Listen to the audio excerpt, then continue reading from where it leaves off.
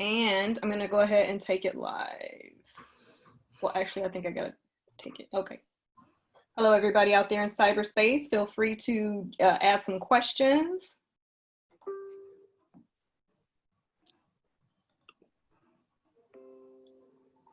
Okay.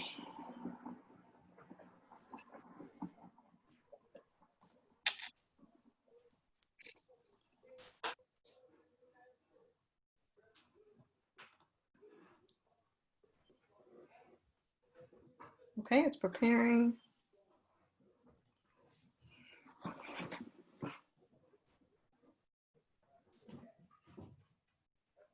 Hey, what's your name? DeMarco? DeMarco, yeah. I'm Dre, by the way, man. How you feeling? Dre, I'm feeling good. Feeling good. That's what's up.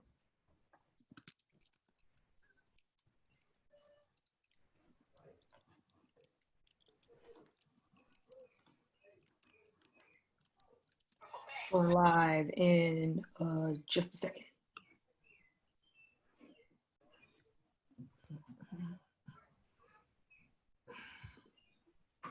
Okay, we are now live on Facebook. Thank you for everybody out there joining us. This is Quick to Politic. I am your host, Ernestine Lyons, and Quick to Politic is a social commentary talk show where we talk about contemporary issues and with the just state of race relations in America right now, and how civil unrest has become. Thank you for everybody out there joining us. This is Quick to Politics. I am your host. And so since we've had yet another Black life that was taken away at the hands of police, and this gentleman George Floyd was murdered, and he was an unarmed Black man, and this is an occurrence that's been happening a little too much in our country. And so I think in some ways, many of us are fed up.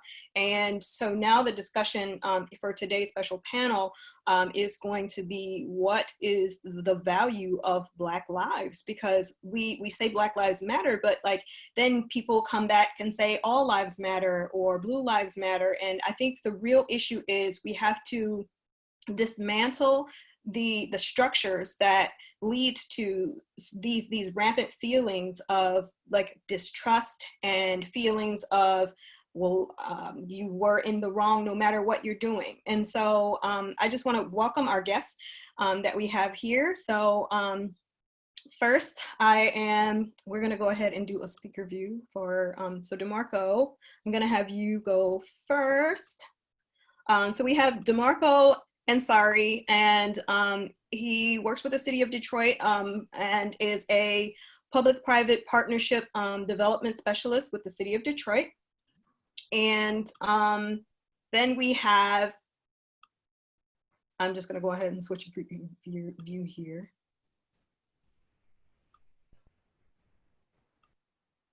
We have Steele Hughes, and I'm just going to pin your video.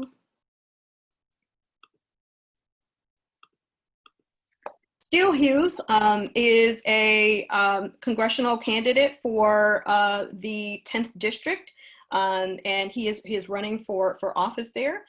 And he's also, I feel like he's always been an inspiration and a mentor to me. And he is also an advocate for education and just youth engagement. And then last but not least, we have on our panel today, if I can go ahead and switch everything out.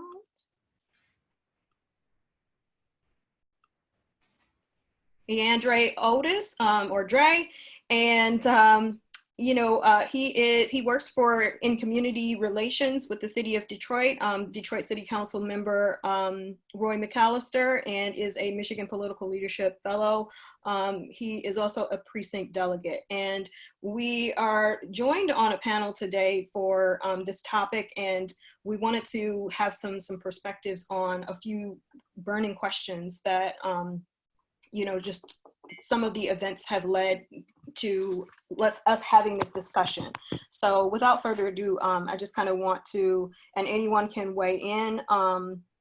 One, I want you to, as we go down the line, tell us a little bit more about yourself, and tell us about what's your take on what's happening in Detroit at this very moment, and Detroit in particular.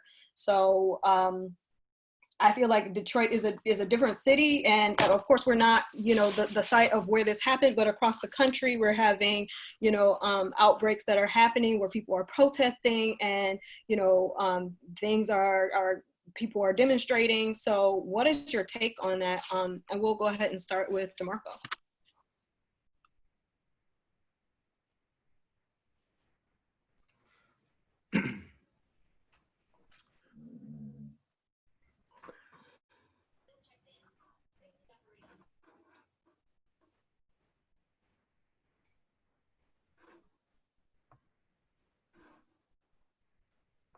Can't hear you. Oh my gosh, I was on mute. I'm so sorry. So what is, DeMarco, we're gonna start with you. And I was just, did anybody hear any of that? Oh my God, how long was I muted? Okay. You were passing it though. Oh my God. Okay, so I was muted. I don't know for how long, but I wanted to, I went along asking, wait, did everybody hear their introductions? Yeah. Yeah, I heard that. Okay, okay. All right. So I wanted to know what is everybody's take on what is happening in Detroit right now at this very moment, with regards to some of the protests that have been happening, and can you tell us a little bit more about yourselves, and what you do, and who you are, and we'll start with DeMarco. Okay. Well, who I am, I'm DeMarco. I work for the city. I'm a development specialist for the city. My job ultimately and function is to work with developers to redevelop sites, neighborhoods, and to try to, specifically my job is to work to get affordable units in the neighborhoods that we work in. Affordable housing is an issue. And what we try to do is leverage the city's resources and the things that we have to, get affordable units in much needed neighborhoods. As far as what's going on in the city, I think people are angry. Granted that it didn't happen in Detroit, but I think that there's a very real connection to what is taking place in Minnesota. You have a group of people, you have people in general who are tired of seeing people die at the hands of police consistently, constantly. And when you look at it, and unfortunately when you see it, it's hard to watch. It's hard to see someone die by the hands of the police with their knee on their neck, with his hands in his pocket. I mean, that's just hard to watch. And I think that there's a connection in a sense of like, that could be my brother, that could be my uncle, that could be somebody that I know, that could be me. And ultimately, even on top of that, you got to think that where's the justice that we've seen in these situations? There's a number of people saying, oh, we got to see charges. Yeah, well, we get charges and then people get off. And so a charge isn't even really good enough. I don't need a charge. I need a conviction, and I think for people to know, to like have hope, but to kind of know that this system is not geared for getting you that kind of justice.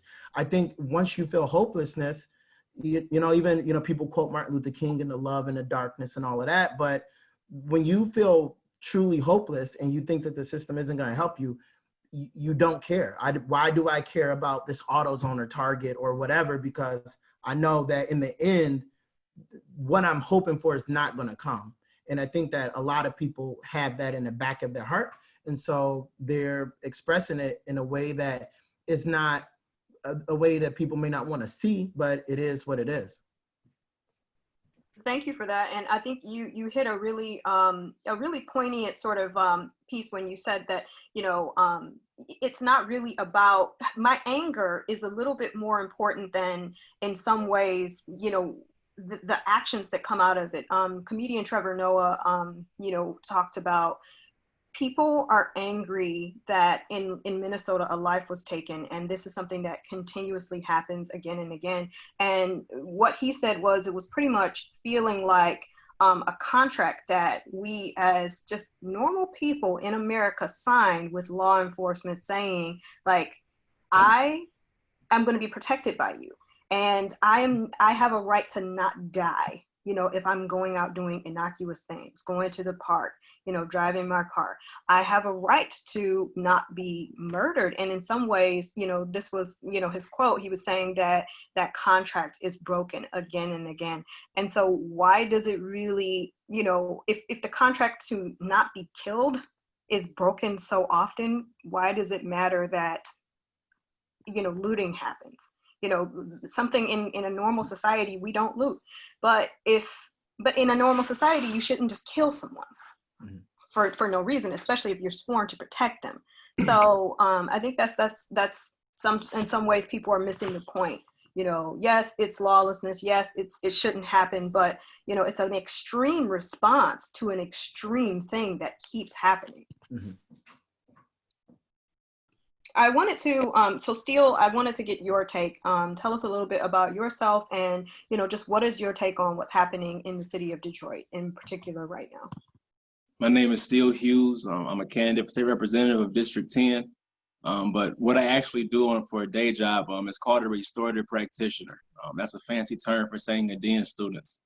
I work at a high school, and what my job entails is working with the youth as far as from a conflict resolution and the culture standpoint of the school.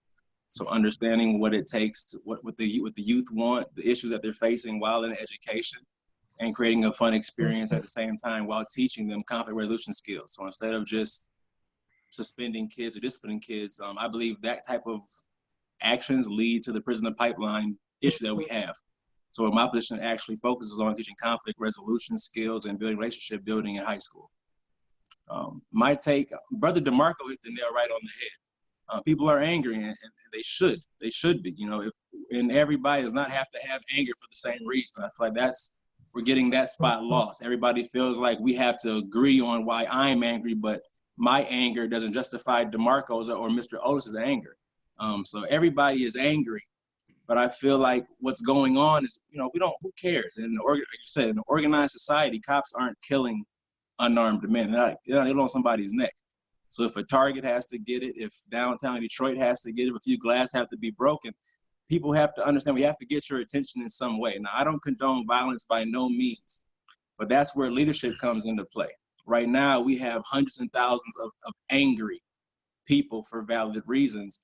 Somebody, something, some entity needs to find a way to communicate and channel that anger so there can be a plan laid out where we're gonna go downtown. Curfew tonight's at 8 o'clock. It's in 40 minutes. Somebody has to have a plan. We're not going home today, we're going here, and we're gonna have this message. When people get snatched and pulled on camera, there should be a certain level of communication that's consistent. I like protests. I'm not gonna wanna say we shouldn't be in the streets where we're raising hell, but that's the first step. There has to be, you know, what we're gonna do after the anger, after the frustration. We cannot lose focus and be distracted by the next shiny object. We have to form a type of consistency in order to create change that we're looking to see. So what's going on downtown is a good thing, but we need to organize and figure out how we can channel this anger, frustration, all of our ideas and passion, and create change in the courts, you know, in legislation, in city council, and voting is important. So the census and voting is the first steps we can do in order to create change that we're looking to see. Dre, let's hear your take on like what's going on in the city of Detroit right now. You know, what is it that you do, and you know, tell us more about yourself. Good evening, everybody that's joining us tonight. Enjoy yourselves, enjoy life. Don't ever take it for granted, because you can be here 1 second and gone the next. My name again is Andre Otis. I work for Detroit City Councilman Roy McAllister. I am in community relations. I love what I do. I love being able to help people. I love having conversations with people. What's going on right now, unfortunately, is not new. It's a repeat of things that was going on before we were kids, before our parents were kids. I want to give y'all a few things real quick. I saw on Let It Rip this morning. It said police incidents are the 6th leading cause of young Black male deaths in America. So that's dying from a cop. That's 6th in young Black male deaths. That's a problem. Secondly, in America, they're willing to give you more jail time than they are give you money for actual education. Black men are 2.5 times more likely to die from a cop-related incident than a white person. So what happened the other day to Mr. Floyd is another public lynching. This thing has been going on since we were brought over here. So I get upset when I hear everybody saying, well, why are they mad? Why are they doing this? Well, damn, what do you want us to do?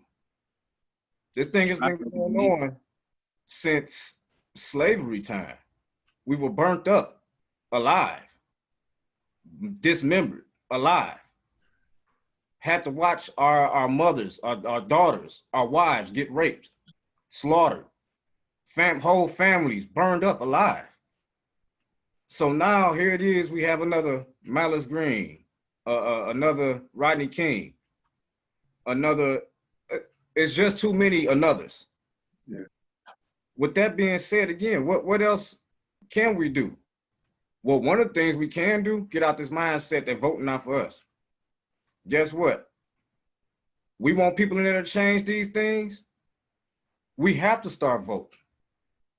Because we got to put people in there that's going to pay attention to what we want, that's going to believe, and guess what? They got a point. We need to start doing different things a different way. You know, in America, it's a slap in my face to be a young Black man to come from the things that I've done to try to be better and to progress in life, and to still be fighting the same things that my forefathers were fighting. It's the same issues. We still having housing issues. We still don't have fair anything. I mean, just look around. Look at who's mad. But I'm gonna let other people talk because I can go on all night. No, thank you for that, because I mean, the statistics, you know, they speak for themselves, and so thank you for that perspective, and thank you all for, you know, answering this. But I think this kind of is going to lead into a question of so, you know, it's with regard to, you know, just what's happening, and there are people who say, like, there are community accountability factors, and you know, someone recommended maybe there needs to be a movement around, you know, just looking out for each other and creating more united communities for people of color, so that, you know, there's an end to stereotyping, there's an end to, you know, environments that, you know, are not necessarily nurturing. And so, and I think on one end of the argument, it's almost ignoring completely that there are systemic barriers that people have to overcome. So what is your take on that? And I think, you know, Steele, we'll go ahead and start with you. Okay. What's my take on the communities or the issues within the communities? It's both. It's both. It's a you know, just like the argument that this is the root of the problem, and, you know, or that, you know, the communities need to be stronger and we need to be more advocates of, you know, better solutions. I'm all about accountability, and I feel like within that question, there's 3 different conversations. There's 3 different topics we need to discuss in that one question, because there should be accountability. One should have accountability of their community. One should feel safe in their community. That does not change any of the conversation or the importance around racism. That doesn't change any of the conversation around bigotry in the police department. But we have to also understand that there's bad Black officers as well. There's bad Black cops as well. So I feel like there's a number of conversations or layers to that onion. And when you peel it back, we're looking at a longer conversation, because our communities are ours. There shouldn't be a threat that young women are getting snatched up and old people are being robbed, and those threats shouldn't occur if we care about our community. At the same time, you know, we do have a violence problem in our community that we need to address. You know, the first night of protesting, a young man was murdered at a protest about a Black man being murdered. And that alone is an oxymoron. That alone is a contradiction that we must address, because we're still not talking about who that young man was or what happened. But at the same time, yes, the cops have an issue with racists. There's an issue with their training. There's an issue with, you shouldn't be able to have 8 citations. You shouldn't be able to have 8 different things happen in your career where you show that you shouldn't have that badge and you still can have that badge and do your job. There needs to be some type of change where said, okay, if you get 2, you're done.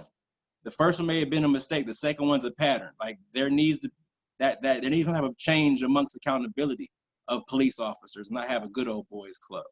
So that, I don't want to take time from the other participants, but I feel like that's the 2 or 3 layer question that we can get into. That's my take on the community. Dre, what's your weigh in on this?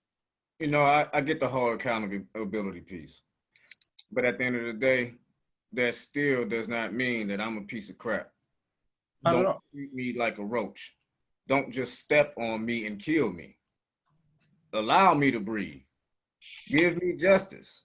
If I did something wrong, I deserve to be able to go through whatever the so-called system is. So accountability and murder is 2 different things all day long. You know what I'm saying?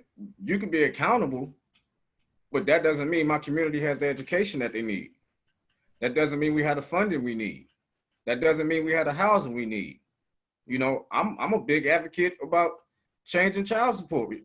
I'm all about child support reform, because I believe if you're going to be a parent, the first thing shouldn't be to run me up a bill. The thing is, let me be a father and prove that I'm going to not be around, and then you hit me with a bill. Let me be a parent first before you say, well, you got to pay this state rent for your child. You know, so again, I understand accountability, but as Mr. Hughes said, it's a lot to peel back when you're speaking like that. Thank you for that perspective. So DeMarco, let's hear your thoughts on. Yeah, so I agree. I mean, the question in and of itself is so broad that it's hard to, one answer may even incite an anger towards it, because it's, you know, there's so much. But I, you know, just speaking to what Dre and Mr. Hughes have both said, I think that we're saying accountability, but I think that we have to know who we are, and so I guess I need to go a little bit in that. And I was thinking about this all day while I was preparing for this. Is, you know, I think Dre said, you know, I'm not a roach. You can't treat me like that. And I think we need to know that about each other. So I need to not only know that I'm not to be treated this way, but you also are not to be treated this way. So if I'm standing on a corner, on the other side of the corner from you, first off, I have to understand that me and you are the same. So I don't care what religion you are, what you do, or how much money you got. That doesn't even really matter. The reality is that when a police officer sees me and a police officer sees you, they see somebody that's not of value. So that's the first thing to Mr. Hughes' point of accountability from a bigotry and from a systemic issue within the law. But also, and this is where I get agitated, because there's 4 cops holding 1 black man down who's not resisting. And we have 5 different video recordings of that situation. Why are there 5 different video recordings? We only need 1. We only need 1 recording, and then the rest of us need to say, I know that I got value, and that man over there that's on the ground makes me have value. So I'm gonna go and risk whatever to make sure that that man can breathe, that I do whatever I need to do to get these people up off of them. You gotta remember that and this is me tapping into that more violent protest. I know you're not a violence. I'm not a violence either, but what I am of is making sure that people who are like me, who are me ultimately, are not going to be treated. I subscribe totally to the Malcolm X point of view of this. Mhm. You cannot, no. If we outnumber the police. If there's 4 police officers there, there had to be at least 20, 30 something people on that block. So there's no situation in which I'm on a corner and I see you being choked to death by some guy with his hand in his pocket. He's not even trying. It's not going down that way. So we have to start to raise our own value in ourselves and say, I am a valuable person and I am around a number of other valuable people. What am I doing to help boost that? What am I doing to increase that value? And then again, I don't want to take up too much time either, but going into the deeper conversations that we'll probably have after this, how am I making sure that we're growing as a community? What is a community? What is the community that I'm actually a part of? What are the rules and the norms that this community is about? Because in my mind, if we're all in our neighborhood at wherever we are together, there's no situation in which a cop walks up and then arrests you, put you on the ground, put his knee on your neck, and I'm sitting there holding a video camera saying, man, this is horrible, they do it again. No, there should be established rules. When you come into this community, that's our community, this doesn't happen. And if you think that this is gonna happen, well, there's a price to pay for that. You know, that's funny you said that, because I literally just posted that on Facebook this morning. If police officers knew that they couldn't get away with that because people would come behind and knock their behind out, or whatever happens when you're doing something like that, I believe a lot of this would stop. Because it's a simple fact, now I gotta watch what I'm doing more than just watching the body cam. Accountability. Exactly. Yep. Accountability is coming numerous ways. So I mean, it goes back to the old conversation of why don't we have police in our own communities? Mm-hmm. You know, we got all these people come. You know, why would you want to be a police officer and you stay in Lake Orion? Why would you want to drive all the way from out there to come to the city of Detroit to be here for 12 hours to deal with everything that you say is just wrong and bad all day long? It's an agenda there. At least I would think so. Because you have your own community you can police. Mm-hmm. And you don't have to deal with half the things you're going to deal with here every day. Mm-hmm. But I don't want to incite any people believing that I'm against police officers, which I'm not. But let's just be real about this thing. This is getting out of hand.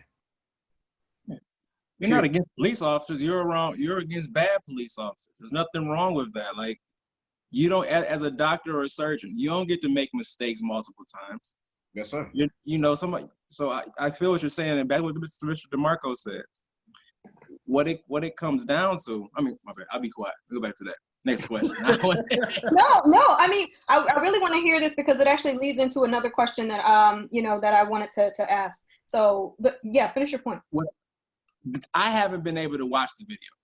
You know, I haven't been able to watch it just because I cannot desensitize myself to the point where I could watch another man get choked out. But I've seen the pictures, and that's the question that I kept asking my wife is, dog, like, what the hell are the other? Why is it 7 people leaning against a bodega wall with their phones out? Like, my man's is on the ground. Why are folks I feel like that's, as a society standpoint, we got to talk about that, because how do you watch another Black man that you value, like Mr. DeMarco said, get choked out? That's an issue that's a psychological issue that we need to address, because you watch somebody get murdered and you were calm enough to film it and narrate it. That's an issue. It is. I think it really does. That's an issue. An issue that kind of my dad brought up this point. He grew up in he was born in 1950 and grew up in Birmingham, Alabama, where it segregated Birmingham, Alabama. And I was crying when some of this stuff was happening, and I was just like, what is it going to take to change things? It's 2020, and he was just saying he grew up resigned to the fact that this is just our lot in life, and this is how we're seen. He was saying that as a kid, he would watch, his neighbors who throughout the week, his white neighbors would say hello and how are you doing, but then they would go and burn crosses across the street from his family's house, on Friday night. And this was just the way that it was. And you didn't, speak out against it. You didn't do anything. And it's just, and so it's almost like he's still resigned to the fact that this is his place in life. And it really hurts me that much more, because here he is 70 years old and he's just like, this is how it's going to be for you, my daughter, the next generation. And this is what you just need to stop getting so upset about, the fact that this is just how you're going to be perceived and treated. And so it just almost makes me wonder, like, there was a point in history where you had the Malcolm X's and you had the Martin Luther Kings who, led movements that got people on an agenda. And it was this self-determination, and we as a society, we're going to provide for each other. And, so how do we get away from that? And what should the agenda be, according to all of you? Andre, I see your hand up. Let's start with you. It all goes back to what I said earlier. There were systems put in place. America didn't want more powerful Black people like that to be able to pull those kind of masses together to say, look, this is what we need to do and we're going to do it now. Because that was detrimental to quote unquote white America and white America's agenda. Let's be clear. They didn't want us out of slavery. So with that being said, you're free now, so we have to figure out how to keep you in some kind of bondage up under the word free. You go back and look at some of these systems where, you had an aid and food stamps and things like that. If a female wants to have a relationship with a man and be married and things like that, guess what? If they need help, they might not be able to get it because out of nowhere, this system says you make too much. But as soon as you put him out that house, everything rains down. You get pretty much anything you ask for. When it comes to those kind of leaders that we had, they showed their hand, and they committed all kinds of conspiracies against people like that. We stopped getting strong because we had a drug epidemic that came into our community. All those kind of things played into where we are right now. Why are we fighting so hard? I can't believe for a second we have the brilliant minds that we have in the Black community, but we don't have all these politicians. We still have all these older politicians that's 70, 80 years old, still telling 40, 50, and 30-year-olds, this is the way. How are those old systems the way when we're going into it? Look at what we're doing right now. We're on a Zoom conference that's worldwide. Anybody can see this if they want to. We do have folks out there watching us on the Instagram live actually had to stop, but the Facebook live is still going on. So if you guys have any questions out there on Facebook, feel free to drop them in the comment box and we can, get those questions answered too. But some people never thought that we'd be doing this. We're doing meetings on Zoom now. We're working from home now. Guess what? A lot of those buildings you can have now unless somebody work at home and pay them more. So things have changed. Everything has to progress. We have to progress. So that's just my take on it. Thank you. DeMarco, we're gonna go to you. Yeah, maybe an unpopular opinion, I guess, but I think that the answer is with us, and I think that the answer is a mentality issue. I think the real crux of our problem is that we don't value each other. And we are comfortable allowing other people to dictate to us and tell us who we are and to tell us the roles in which we're supposed to live.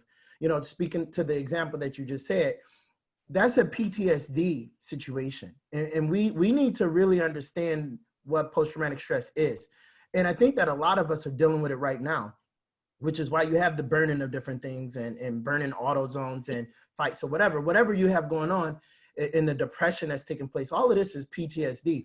You got to think that a man was killed, what was it, Thursday or Friday, and you've been inoculated with that on TV that is what you've seen. It's on every channel, it's on all your social media platforms, and it's being given to you again and again. You want to talk about something else? It's back. Somebody else is talking about it. These things it makes you manic. It hurts you. It really puts you in a situation in which you realize like, oh, this is what it's supposed to be. We have to break out of this jail of relying on someone else to do something for us, and we need to step up and do it for ourselves. Mr. Hughes said earlier, he's not for violence. Violence comes from poverty. If you're in poverty, I don't got a choice. You talked about drugs, Trey. Yeah, okay, but why am I selling drugs? Because I don't have any money, because my family doesn't have any money, and I need to eat. So if you're gonna put me in a situation in which I don't have anything, I don't have shoes, I don't have running water, I don't have electricity, well, I'm gonna get those things one way or another. So either I'm gonna get it from a system that provides access to me to get those things, or I'm gonna go get it the way I've learned to get it. So I think that the reality is that we have to change our mindset, and we have to say, I'm valuable and the people in my community are valuable. We're a team. Dr. Claude Anderson talks about capitalism being a team sport. You can't do this alone. We can't do this alone. I read an article about preserving Black space. Where do you need Black space in a city that's 85% Black? The whole city is Black. So there is no Black space. This city is Black. So we need to remember that this is our city, and whoever comes in here, you are a guest to us. This is ours. This neighborhood is my neighborhood. You can't come to this neighborhood and treat somebody any kind of way. We will deal with that the way we deal with it. And on top of that, we have to be willing to deal with it. A lot of us aren't. A lot of us are quick to pull out the camera and watch it. And then you got social justice warriors who blast it on social media. Oh, this is an outrage. And then it gets 50 shares. And now they think that they're an influencer. Somebody told me the other day, they were like, us social media influencers got to get together. What the hell what do you do? Tell me what a social media influencer, what do? They put up posts? Okay, cool. What I don't want a social media influencer. I don't want a social justice warrior. If I'm on the ground, I want to know that my community is going to make these people get off my neck. So we have to systematically and systemically change ourselves and stop relying on the government. If we need affordable housing, we need to stop asking the government to give us affordable housing.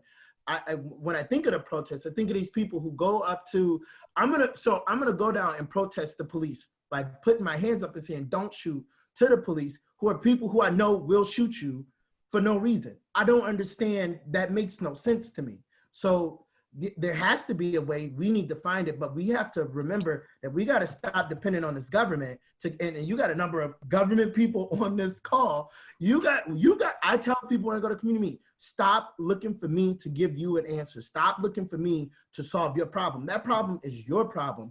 And I can probably point you in a direction of tools that can help you and people who can help you, but that you need to stop relying on the government. And I tell so many people that, stop relying on the government, rely on yourself. You need your roof fixed, you need to find your neighbor, go to your neighbors. You got a ladder? Cool. Okay, how much is it to do this? Oh, you've done it before? Great. Okay, so how do I get this going so that we can fix this? And that, you're talking about these communities, that's what those communities did. That's what they did in the 50s and 60s. They didn't depend on the government. They didn't have an income tax check in February. They just had to do what they had to do. And those communities were stronger. They were tighter knit. You couldn't walk into a community and snatch somebody up off you can't snatch.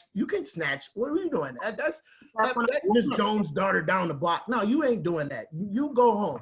Hey, why are you still out on the street? So that is what we need. And that's what we don't have. This pandemic, I mean, if we've not learned anything, this COVID virus has wiped out our entire way of life and let everything be just told to you straight. Like, this is all fake. It can be taken from you at any moment. Absolutely. So I think that people need to wake up. We talk about being woke. People need to wake up, really wake up, and say the government is not coming. In fact, they will probably send people to shoot and kill me. And if they do send people to shoot and kill me, they're probably going to get off. They'll get fired, and then they'll find another job somewhere else. So you need to, step up to the plate and take care of yourself, take care of your family, take care of your community, get to know your neighbors, and build these kind of relationships. But definitely stop depending on the government to step in. They have already shown you their colors. They already shown you. And I think that's where the voting power actually comes in too. yes, you know, in some ways, America, I feel like we never really want to depend on the government. And when you think about libertarians and people who are on the far right, it's just like fewer government interventions are fine by me. I want to, you know, just completely be free of that kind of dependence. But I think it's also, you know, you have to be able to, you know, just recognize that you can write to your elected officials, and a lot of times you put these people in power, you put your council people in power. I always tell people, you know, even as an elected official myself, it's just like, write to us, tell us what we can do, let's put together like a workshop, let's put together ways that we can, you know, take it higher up, and then stay on us. And then what we should be, that should be a part of our job, to stay on it for you, to be fighting for you. And I think that's the sense of community that especially local government gets you. And, you know, folks like us here on the call, we're at that level where we can really impact change, because, you know, like what DeMarco was saying, it's like once it starts to go up the chain, the smaller your voice becomes. So They're not built to hear you. Point, but I do want to get Steele Hughes' way in. I think it's a combination of what Mr. DeMarco and Mr. Otis said. It comes down to community, family, and trust. I feel like back in, you say about Martin Luther King and why don't we have those style of leaders? Back then they had community, they had family, they had trust in one another. There was structure. They needed each other for strength because they weren't getting it anywhere else. So the power of community was their safe haven. We don't have that anymore. And when it comes to trust, going back to what Mr. Otis said, something happened in the 80s. You could say it's drugs, we could say whatever you want to say. Well, it was like infiltration of drugs into like community. But I don't want to say that's the only thing that broke trust. I don't want to blame it just on drugs in the community. Exactly. But that's one example. But there was a lack of trust. And I would say maybe my parents' generation in your 50s and you're that age, which makes the older generation, the 60 and 70-year-olds, not trust us, not want to pass the knowledge on, not want to pass the reader, open the doors, because they might have got burned when they tried that with our parents. So here we are. It's a reason why, like DeMarco said, we don't know how to patch up a roof. We don't know how to change oil. We don't know how to take care of the necessary needs that we need in our community. We weren't shown it. And that comes back to a break in the chain in the Black family. So I believe in order for Black leaders to step up, we have to learn, be humble enough to say we don't know, humble enough to ask for help, and then be patient enough to sit there and take it all in. So like what Mr. DeMarco said about, you know, rioting and doing that is the voice of the poverty. I agree with you, but I challenge the voice to stand up and do more than just that. And what I mean by that is like, and the people that know me, I know, understand, you know this. I had a situation, and like I'm not gonna go deep into it, but I had a situation 3 years ago where in Greektown, I was arrested for jaywalk. I had 3 cops on my back. I had them yelling orders at me, stop resisting. And as I laid on the ground, I remember looking up and I remember seeing 50 cell phones pointed at me. And I remember that fear. So it hits differently because, mind you, I didn't die.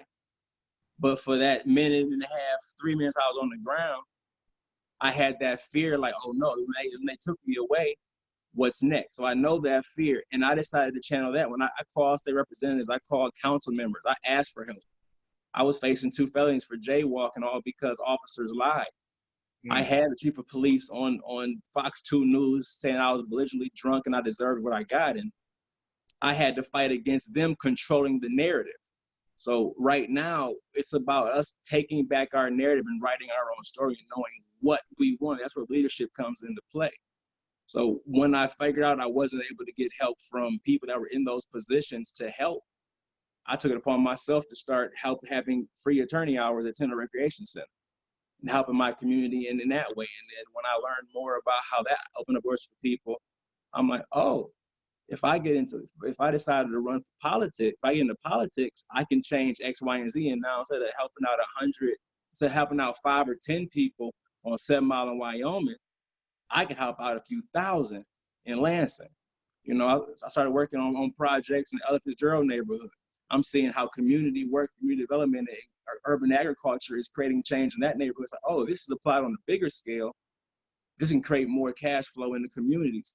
And I decided to run for office because I view that as being my way of contributing to make change. You know, being on the front lines, have my hands up, don't shoot. I did that when I was in my early 20s. I did that back before I learned how to strategize and plan. But now that I've learned that, I'm trying to talk to people and educate the younger people. If we all go out there, to know how to defend yourself, know the rules of protest, know the rules of engagement, you know the rules of war. You know, read a book before you go down there and just have raw anger. Control it. So when it comes to leadership, I just think you got to be intentional. It comes down to community, comes down to trust, and it comes down to having a family, and not just a blood family. Shit, oh, my bad. I don't mean to cuss on live, but you know, Mr. Otis, I've known him for over a year. I call him my brother when we exchange information and text, because I view him as a Black man that has value, and that's what community and family actually is. And with those things connected, it ain't the community, and the people can move differently. If we get 1,000 people to go downtown on the same page and move as a mob with an agenda, that will create change. That'll get their attention. And once we get your attention, we can articulate what we want. That's leadership. Going down there, tearing us up, breaking glass, we're giving them exactly what they want. We're being exactly what they want us to be in that moment, in that space. That's my view on it, on leadership.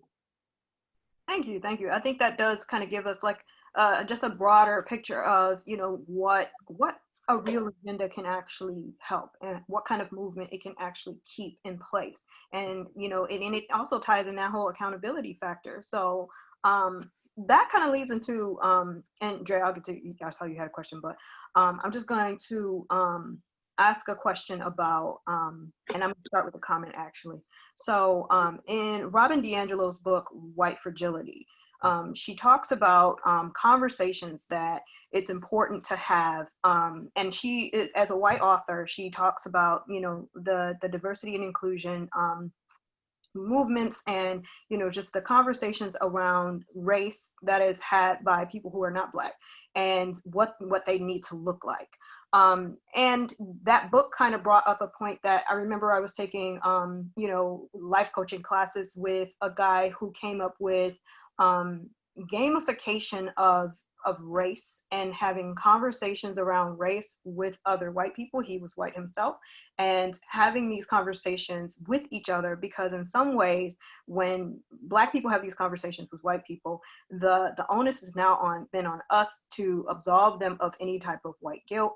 And this white fragility then shuts down any conversations, because, you know, any person who is being told that, you know, you have to change this or change that, you're automatically going to become defensive. And I'm not bad like the bad people, but in some ways it's progressives and, you know, liberals who kind of perpetuate this, because you automatically put yourself in a category of, I'm not like really bad people. That's not me. So I don't need to have this conversation, and it really doesn't apply to me. And so then what's happening is you never have this conversation. And, you know, if you're growing up white in America, especially if you're, you know, a liberal or a progressive, then you're just like, well, I'm a good person. I don't see color. And, you know, so therefore I'm not a part of the problem.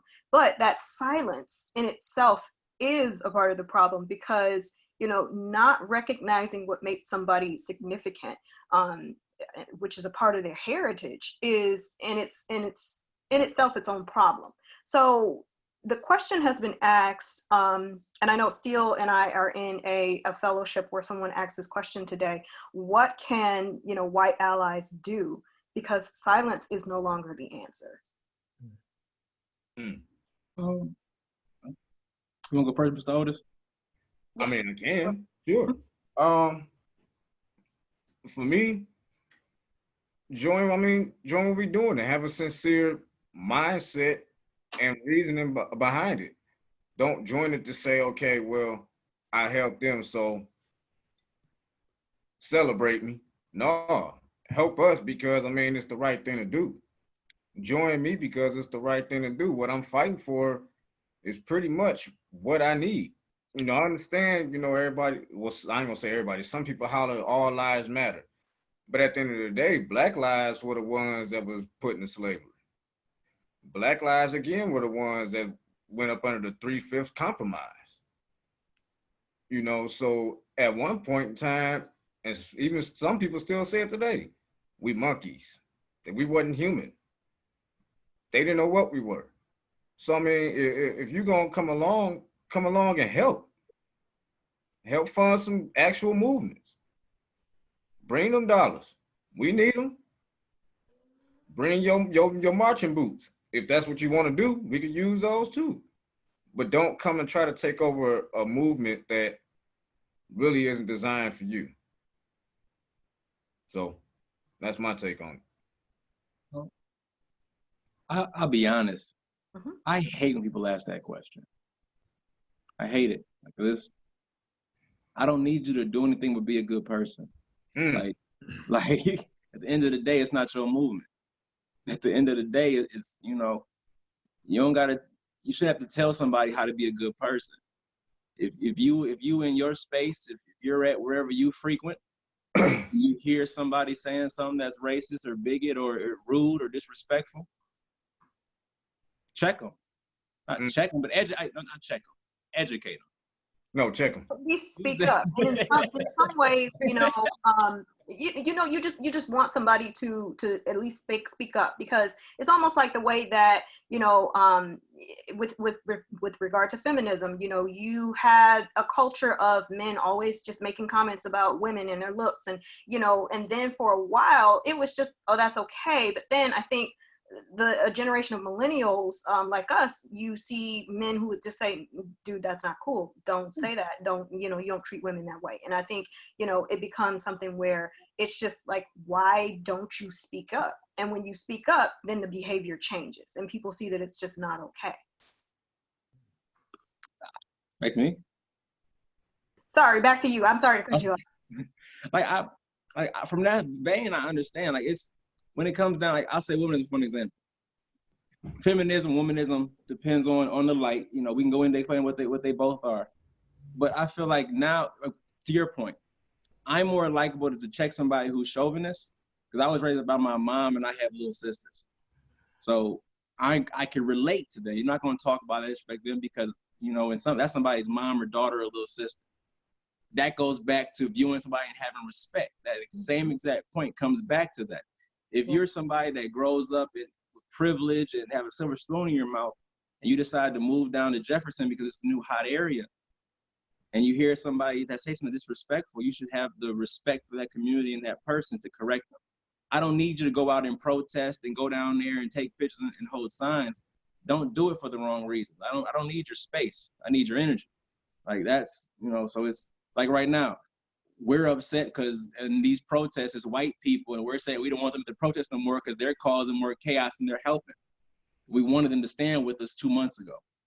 So it's like, we have to tell them, if you're going to come stand with us, this is what you got to follow. This is what we need from you. I don't need you to be here. If you're going to be here, help us in this way.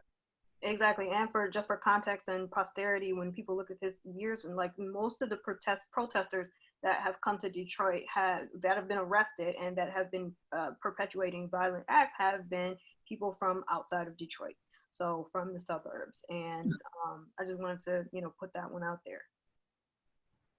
And back to you, Steve. No, that's my whole point. I shouldn't have to tell you how to help. Like, that should be a natural instinct. You should know how to contribute. You should know how to add value. You should know how to support a cause, how to try to respect others. That's not a yes or no kind of thing. Just be a good person. Exactly. Well, thank you for that. DeMarco, let's hear your take on. I guess an unpopular opinion again. I don't see what. I mean, the question is, how can, I started reading White Fragility. I put the book down. It's not for me. So I guess the question is, the way I'm hearing it is, how can white allies help? I think, if you ask me, just don't. I just don't see the value there. So if it's a fight that I'm having, I need to be able to have the fight myself. Mm-hmm. So I need to be able to depend on the people who look like me and are around me.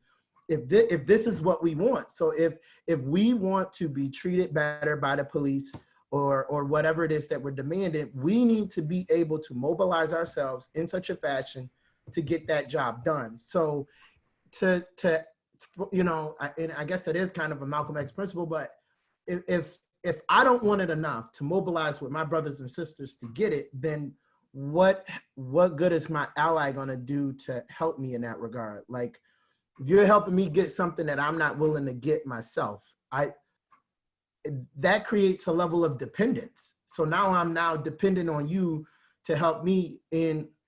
I just don't see much of a value in that. I mean, if you want to help me, you can help in your own community by confronting people who say ignorant things or whatever. I guess you can do that. But I mean, Malcolm X said you should question both the racist and the white liberal. He said that they're both in the same to you. I mean, one helps you because they think you're too weak to do the things for yourself, and the other one says that you're inferior and they don't, and you're too stupid to do it. So I mean, like, if you're asking me, if you're a white ally and you want to help, you can correct the people who you interact with on a daily basis. As far as, you know, helping me move and make the change, I don't see the value there. I think that if me and my brothers and sisters and my community want something, then we need to be the ones who step up to the plate and get that job done. And by you stepping in to help me get the job done, and also eclipsing me almost, and then you are now the face of what I was trying to get for myself. Now I'm dependent on you. So I would just prefer, if you want to help, stay in Birmingham or Troy and confront them up there. Why do I need you to come down here and break shit? I can go break that myself. I don't need you to come down here and break stuff. So yeah, I guess that's my take on it. Thank you. This has been a really lively discussion. And before we wrap everything up, I do want to, a couple of folks from the audience have asked about, like, you know, how do you break through fear when, you know, we talked about cell phones and people, you know, just kind of being bystanders, and the bystander effect is a real thing, but, you know, people are just watching this, and, you know, so the question is, one, does that show that there is a true breakdown in, you know, the value of Black lives, that you really, like, you're just paralyzed, and you don't feel that you have the power to do anything, or you're just going to be absolved in it or absorbed in it? Or do you feel that there's more of a, it's scary to do something, to speak up and to, you know, stop recording and go and help, you know, because then you're going to be more likely to, you know, somehow be embroiled in it. And, you know, so what are your thoughts on just that question, and, you know, what more people can do when you see something like this is happening? I'll jump in on that one. Let me jump in. I think people have been socially conditioned to be that way. And what I mean by that is you have two reactions when something crazy is going down. You either run from it or you fight it. That's the only two reactions that human beings have. That's it. Right. Mm-hmm. So if something bad is happening and you don't run, which is your natural instinct, because you just are that's how you built, and you don't fight, which is your other instinct, then that tells you that you've been conditioned in such a way that you have some weird stalemate in your actions. So I think, you know, I don't know what people's beliefs are or whatnot, but, you know, the way I look at it is, if the police have me handcuffed and they're on the ground and I'm doing my best to comply to whatever it is that they got me going through, and they look like, or put me in a position that they're going to kill me, you hear me screaming out saying, I can't breathe, oh my God, my arm, this, that, whatever the third, and I'm saying all these things. And my question would be, if that was you, would you want me to come and pull one of these cops off of you? Would you want me to throw a bottle? Would you want me to do something to relieve you of the stress that you're going through in that situation? You already know the outcome, you know, even to Mr. Hughes' conversation about what he went through. He knew what the possible outcomes were. He was hoping that, hey, I hope that I can just get to the police station and we can work it out there. If that is how you are, if I hope that I could get to the police station and then be screwed, if that is the best outcome, then that's a problem. And so for me, that should be a given. Yeah, so like I'm supposed to go there anyway. So you're telling me that I gotta pray that this cop will just take me to jail and then I'll get screwed over. So if you put me in that situation, I have to say, if you are put in that situation, do you want me to help you get off, help a police officer get off you? If you do, and you think, hey, listen, I'd rather live, because you know what the outcome is, you've seen it. And I think it was that 1 year, was it 2015? It was like every 2 days, there was another black man that had just been killed by the police. I think it was like Freddie Gray. And Ferguson. Every 3 years, every 3 years for the last 6. And it's every other day, every 3-4 days, oh, another person was killed. You know, you got the Breonna Taylor, she was killed asleep. So if I know that these are the potential outcomes, and you know that these are the potential outcomes, do you want me to allow those potential outcomes to happen? Because, hey, we know it is a greater chance for you to die dealing with the police. So do you want that to happen? No? Okay, well, I think you need to step up and help me get the police off me, so that we can create that forward motion, that it becomes an understanding that we're not going to allow people to be put in these situations and potentially killed before they even get into the police car while they're trying to handcuff you.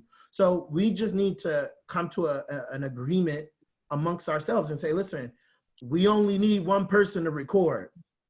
We need one person to record, and it's 15 of the rest of us, and it's 3 cops, and you tell me that, oh man, I was just scared. Well, hey, then if that's how we land with it, and that's how we land with it. But I don't think that we want that. So I think that we need to just step up to the plate and come up with an agreement that, like I said, there's one cameraman, and he needs to hold the camera correctly, and the other ones need to step up and help alleviate that situation. Group agreements for when things just go wrong. I've been a part of some dumb shit. Some dumb things in my life. There was an incident when I was in my street/college days where there was a white guy posing as security at a bar, and he decided that he's one of those bigger guys, played football and everything, thought he was Mr. Big Tough and all that stuff. So this one particular night, he was armed and everything, armed security. He decides he was gonna throw this guy at this bar. But he had some friends with him that decided they was going to help him throw this guy out of the bar. But y'all not even security. Mm-hmm. Well, little before I knew it, my little behind had a doggone Budweiser bottle in my hand and it was on and popping. Not saying I condone anything like that, but come on, man. We got to do better. Sitting holding all them cameras like that, man. We see more angles of people getting killed than people actually, like my man said, assisting, or at least trying to do something. We only have one lifetime. You gonna do something good with it, or you just gonna live it to be living? Sometimes you gotta make one of those spur of the moment heroic decisions because it might spark a real conversation, real change. Somebody jump into something like that, guess what? Now that's public. All these politicians got to look at this now, like, wait a minute. Yeah, he jumped in and saved that dude's life, but was it legal what was going on in the first place? Absolutely. So why wasn't he able to jump in and save that man's life before his life was taken? I watched a man die a few days ago on TV that I don't even know. I shouldn't have to witness that. That should have been a situation where the news was freaked out because Superman came out of nowhere and gave that guy a couple to his doggone head. Because it was senseless. 3 police officers holding the guy down, another guy trying to tell everybody to get back. Wait a minute, the dude is dying. What more do we want to see? How much longer do you need to film to say, okay, maybe I need to do something? Damn, throw a bottle. If you don't want to jump in. I mean, there's plenty of objects around on the floor. That's Minneapolis. So, I mean, I just think that as of right now, the people and the powers that be need to really be sitting behind in their rooms, coming up with real legislation to support initiatives like that. Because something got to change. You cannot have police being the big bad wolf, but then you want me to count on you and trust you and believe that if you stop me, I won't be the next person that you kill. And to your point, like, I think it's also like there's a problem because it's not just police, it's vigilante justice, it's citizens arrests. And some of these are issues that I had with someone on social media where it's just like, you know, of course, police have a difficult job. And, you know, I have relatives who are police officers. I have friends who, you know, work in public safety, and I understand how difficult it is. I even went through police training. As an elected official, they put us through, like, you know, understanding how to assist a situation. And it is stressful, but where does then, you know, I feel like that's where the systemic bias then comes in, you know, because everybody thinks that, you know, for example, Trayvon Martin, and you had a security guard who just decided he was going to kill a 16-year-old kid who had candy. Who's still walking around down there talking hella stuff. Aubrey Ahmad, and, you know, just like, I'm just going to shoot him. But see, that goes again to that power. I feel because I look a certain kind of way, I have more power and more right. Who the hell do you think you are to not have a badge and go hunt somebody down and kill them because you thought they was robbing something or they broke into something? That's not your property. So it's not for you to do something. You know what? I'm gonna let it go. Well, I admire your passion. No, because I mean, this is the thing that, like, that's how people feel. He's angry. That's right. And, you know, start thinking critically about, like, what is the solution. And I do kind of want to, I want to get Steele Hughes. I was about to call you Hughes. Steele, I want to get your, I'm gonna just call you all Mr. Ansari, Mr. Otis, Mr. Hughes. I want to get your weigh in on this, and then I want to shift to the last question, which is going to be about, is the solution economic buyouts, boycotts, and just removing ourselves altogether from a society and building our own? So, but yeah, still. I don't have a long answer. Mine's right to the point. If I'm on the ground, help me.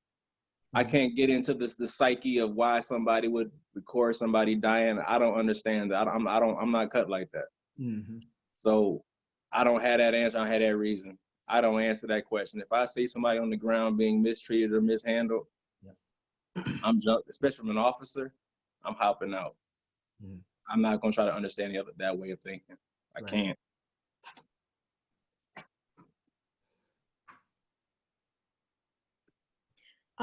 And, you know, someone in the Facebook Live asked a question about, is economic boycotts the answer? I'll go first on this one. That goes back to the first question that we asked. What's the issue we want to tackle first? What's the problem? If it's racism, if it's police brutality, if it's police brutality, if it's bad training, how is boycotting, you know, Target or Starbucks gonna tie into valuing Black lives and getting criminal justice reform done? Those issues don't align. I do feel, however, if we decided to show our economic value and the power of Black culture, because everybody emulates our culture, but nobody makes money off of it in our culture. So I feel like if we came together in the solidarity and boycotted for a week, not a day. Say, I'll do this for an example. June 1st is tomorrow. If we sit on here from Monday to Friday, if you own a Black business, put it in the comment, put it on a piece of paper, market your Black business. Somebody distributes this list of Black businesses on Friday, June 5th. And from the following Monday to the following Friday, all we do is spend our money in Black businesses in the city. That would make an impact. But what are we trying to prove? But I do feel like we organize and plan that. We can make a wave, but what is doing that? How's that going to help Mr. Floyd? How's that going to change criminal justice? We will show our power, we'll show our worth, but that won't affect that. So I think it comes down to what exactly what fight we want to fight, prioritize them and go after it. But I do feel like the black dollar is an important thing, but that's not going to change the rage and anger of Mr. Floyd being killed at the hands of an officer, in my opinion. Thank you. Thank you. DeMarco, your thoughts? So this hits the economist in me. So it's very interesting. I think Mr. Otis started off by listing a number of stats for Black people and our interactions with, I think it was the homicide being one of our number 6 reason for death in the Black community.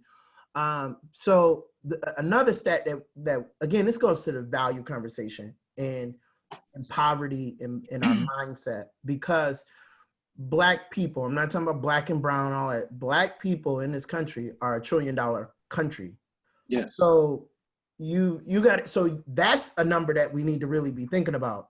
We have how many billionaires, black billionaires? We got a few of those, you know? So the real conversation that we got to be having, okay, so people saw AutoZone burn down, people saw a Target burn down, and now they want to band together and boycott. My thoughts are, first off, Black people are not organized enough to do something like that. So that's one. Not to like downplay us. I wish we had the ability to do this, but we don't. Monique couldn't get us to cancel our Netflix subscription. So I don't see how you're going to organize 15% of the population to boycott all of it. So that's one. 2, people want to boycott the major retailer. I'm posting, somebody's like, well, don't boycott Home Depot. All right. So so I don't know what people want to accomplish with that. So, I mean, yeah, if we can do it, I think we need to strengthen our dollar anyway. We need to increase our multiplier effect. I should be dumping money. Let's screw the boycotting thing. Get rid of the boycotting thing, because we ain't gonna do that. Instead of that, why don't we just take our money, get that list of Black businesses, and just start dumping our money into those. We were talking about, preserving Black space. There are a number of Black places downtown that people can go to have a good time, to buy stuff. I'm gonna shout out Pyramida Sound. If you want to get some records, you want to listen to some music, you can go there. Central Kitchen Bar, that's a Black restaurant. Queens, I think, was owned by a Black owner. There's Savannah Blues or Seldom Blues. I think it's Seldom Blues. So you got a number of places already that you can dump your money. Dump your money there. Let's get the multiplier effect going. And then we can come back and really start having some real conversations, like Dr. Cloyd Anderson says, about like, let's go get us a couple politicians that we can pay. So then we can make sure that the next time we see one of us on the street getting killed, we got a number of people in our arsenal that we've paid to go and make sure that we get some loss and make sure that never happens again. Mr. Hughes, you had your hand up. No, I agree with what Mr. DeMarco was saying about pouring the Black businesses. I was going to say, some that we could start doing. Like I have a friend owns a brand called the Wealthy Brand. I no longer buy any type of Nike apparel, any of that kind of stuff. If I'm gonna wear a t-shirt, I'm gonna wear a hoodie, it's gonna be a Wealthy hoodie. That's my way of keeping the dollar inside our community, because I know how much this brand means to me. I watched him build it up since college. So that's an example of what we can do. If you know a friend that makes t-shirts, that has a brand, that cooks, that makes plates, that has a dessert delivery business, go to them. It may not be as convenient as running to the corner store or to, ordering somewhere, a fast food place, but just be more intentional, especially in these times right now. Be intentional of where you spend your money and keep it within the resource. It can stay in the community. I also got to shout out Young Village. I'm sorry. I'm sorry about that. Oh, I'm sorry about that. I don't even know what I was thinking. Oh man, my bad. Okay, and so Mr. Otis, let's get your closing thoughts, and then I'm gonna give my closing words, and we're just gonna go ahead and close it out. I really thank you guys for such a lively conversation on so many different things that we now need to just let that ruminate and just let some of these ideas kind of sink in, and let's continue this conversation. Absolutely. Well, first, I want to thank you for inviting me to be a part of this most important conversation that's needed. I also want to give a shout out to all the District 2 businesses in Detroit. Please shop on Livernois. Support Black businesses, because of the virus, a lot of them are shut down or they're doing deliveries. If you know one that's doing deliveries, please order and order again and then order some more. Yep. But like DeMarco was saying, when it comes to some of this money that some of us have, it's time to go after some of these politicians, because that's what some of these other people do. You get some of these politicians on your side, some of that money, guess what? You start seeing a lot different. So since I know that we have some money out here, it's time for us to start doing different things. Invest in yourself. Invest in your communities. Stop wasting your money on things that you shouldn't, just be wasting your money on. We got to start building ourselves back up. This is Detroit. A lot of places want to imitate us, but they can't be us. That's why it's going to always be Detroit versus everybody. So since I am a Detroiter, Detroit, stand up. But let's do it the right way. Be about it. This the what up though capital. Everybody loves saying that everywhere I go. So let's just keep it strong, keep thriving, keep driving, and keep them going. Mm-hmm. That's all I got. Okay. Well, thank you very much for that.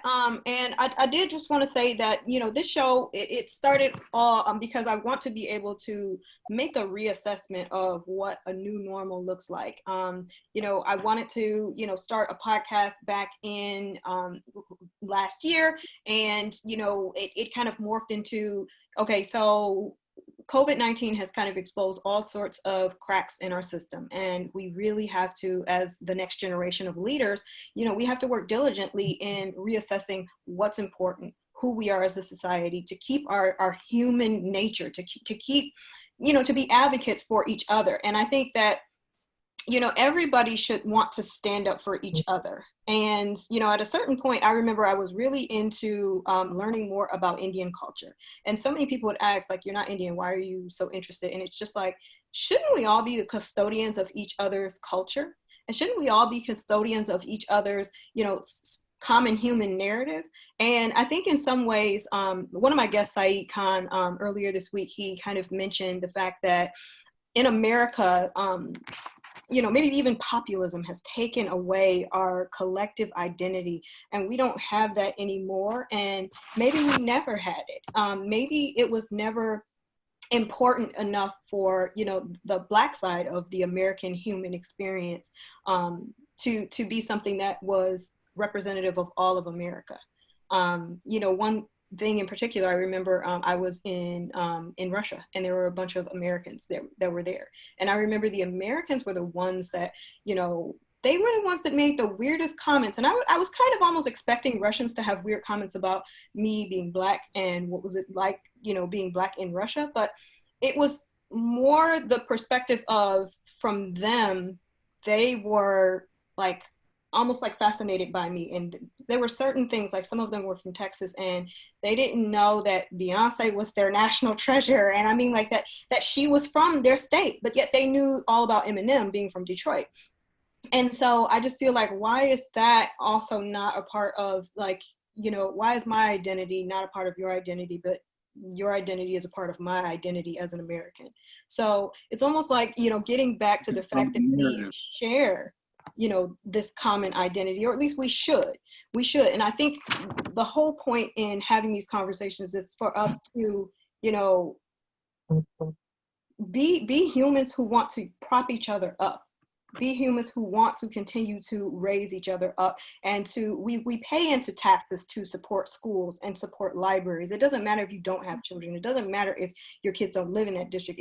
You should want to provide for the common good, just because it's a human decency. And I think, when you take away that whole, I talked about the social contract that you sign, where you're not murdered, and you don't loot, and you provide for museums because museums benefit everybody. So it's just, we have to get back to the collective good and the common good. So with that, I did want to close. I hope I wasn't cutting somebody off just now. But thank you very much, gentlemen, for on short notice coming on. Yep. I just want to say one thing. What up, though, MPLP? Hi, mama. Oh yeah, yeah. So two of us are like, okay. So Steele, you are in New Leaders Council with me. We're in a fellowship together, and Michigan Political Leadership Fellowship. You know, Dre and I are a part of that, and then DeMarco and I go way back to working with the city, working in the city together. So, and I really, really respect all of your perspectives. And I feel like I always want to know what you guys are thinking, because I really do see that you guys are the next thought leaders in our community in Detroit and in Michigan politics as a whole. So, you know, I wish that we can continue having this conversation and to learn from each other. I feel like any book DeMarco ever recommends to me, I'm on it. And, yeah, so and Steele, I feel like you've always cultivated leadership in me. I remember when I was at Quicken Loans and so many people were like, why are you there? You're calling this politics. And you know, Steele kind of saw that in me, and he's just like, you are going to be a leader. You're going to go out there and do better. So and the same is now happening with you. You're raising up to be this leader. So I just want to say that thank you all for coming on. Thank you for watching. And then for those of you out there in YouTube, like, comment, subscribe, and thank you for all your questions. Okay, stop live stream. Are we all? Hey, DeMarco, let me get your phone number, man. If you